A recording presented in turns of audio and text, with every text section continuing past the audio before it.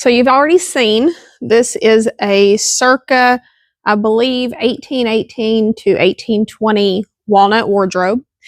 It is in the style of American Empire, which was very popular at that time. I want to say between the late 1700s, no, right around probably the turn of the century, 1800, I believe around 1840. So American Empire has a lot of design inspirations from like Greek and Roman styles, which you can see around the cornice up here. It's going to be very bold for you. It's always going to have that width. And then, of course, just a lot more of the classical motifs and styles here, which I'll show you up close here in a minute. I really wanted to share the history of this piece. It belonged to what we believe was the same family its entire life. There's a little bit of debate that I'm still researching on its origin. What I do know is that we purchased this and obviously had to disassemble it to get it here. But it was worth it. We actually purchased the whole bedroom suit. The Armoire is what I'm focusing on at the moment. It also has a bed that goes with it that's actually rosewood, which was an incredible find for us that I'll be sharing with y'all soon. So what I wanted you to know was it came from a family that we are positive that what we originally thought was the first owner was Jesse Augustus Ansley. He was born in 1826, and I believe he passed in 1902, 03? Was it 02? Okay, he passed in 1902. So he owned it, and there was a fun story shared from the family that apparently he had wine served to him every evening, and then always liked to have some extra wine stored in the armoire in the evenings before he would retire to his chambers. And from Jesse Augustus Ansley, it went to his son, Frank. And from his son, Frank, it went to, was it Frank's daughter? Yes, Frank's daughter. Okay, so we had Jesse, which we thought was the first owner, to his son, Frank. And this has been moved several times. It was always in Georgia, Virginia, Tennessee. From what I can tell, it was mostly in Georgia for the most part. I believe in Mississippi at one point as well. Went to his son, Frank. Frank then passed it to his daughter, Susan, that they called Zizzy. And she married a gentleman by the name of Tom Buford. Was that correct? I just want to make sure I didn't say the wrong thing. And I know that he was from Mississippi. I think they spent some time in Mississippi as well. And so she carted this around during their marriage. Fun fact, they got married and divorced to each other 3 times, never had any children. And so at that point, when Zizzy passed on, it was left to her nephew. And when her nephew passed, it was finally decided to let this suit leave the family because no other existing relatives had the space for it, or it just wasn't quite their style. So thankfully, we came across the set. We purchased the armoire, the bed, a dresser, and a small, what we would probably use as a nightstand, but I would say it's a small washstand. We're very excited about those pieces as well, but this and the bed are definitely my pride and joy at the moment. So I'm going to have you come in a little bit closer. I'll talk to you a little bit about the construction and let you know, even if we did not have that history, how you could determine a ballpark age. One thing I did forget to tell you is I also do believe, because we have found some signatures on here in several places. I'm still researching those at the moment. I really believe that it's marked as a gift and it has 2 names on it. And I believe this suit actually was made for Jesse Augustus Ansley. I believe it was made for his parents. And I think that it may have been a wedding gift to them at that point. They were married in 1818. I had ballparked this construction around 1820 just based on some features that I had found and the overall style of it.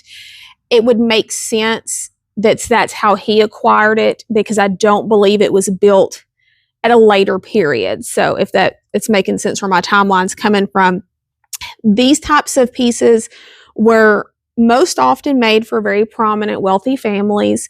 And an armoire would have been an ideal gift, or the entire suit, really. But I believe it was mostly the armoire at that time for brides going into a new home. So we're really excited to continue researching that. And whenever I do have all of that nailed down, we will be sending out a documentation sheet in whatever form that it needs to be to go along with each piece so that history can remain with those. So I'm going to bring y'all in, show you some of these features, and see what you think about it. Okay, so if you want to come in, I'm going to show you a couple of the features that are going to help you to identify antique furniture. There are so many wide varying things, but these are the things that I do want to notate. So if you can see right here, it was very common to have a solid wood in the construction on American Empire furniture, usually walnut or cherry. I know this is walnut. I'll show you that in a moment. And then to have a book match veneer. So if you see this line right here, this is going to create a mirrored image. Sometimes it's going to be side to side. This one is top and bottom.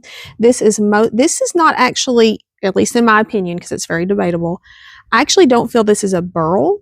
This is what they call a crotch veneer. So it's from a certain portion in the tree where pieces meet. And then if you can come down here, can you see that okay? This is going to be more of a burl pattern for you. It's going to have a lot of waves in it, a lot of variations, but the entire point is they're usually going to use a more quote unquote exotic style on the veneer over a solid wood for you. A few other things that you can look at, of course, besides the overall style, are going to be the types of joints, and then also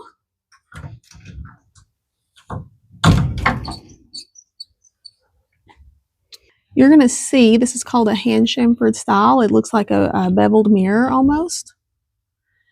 It looks like a beveled mirror almost, and if you can see, do you see the unevenness there? That lets us know that it was done by hand. If you want to know what type of wood you're looking at, and you do have to educate yourself a little bit on different grains, and there's always some debate there, look on the interior of the piece as opposed to the veneer on the exterior.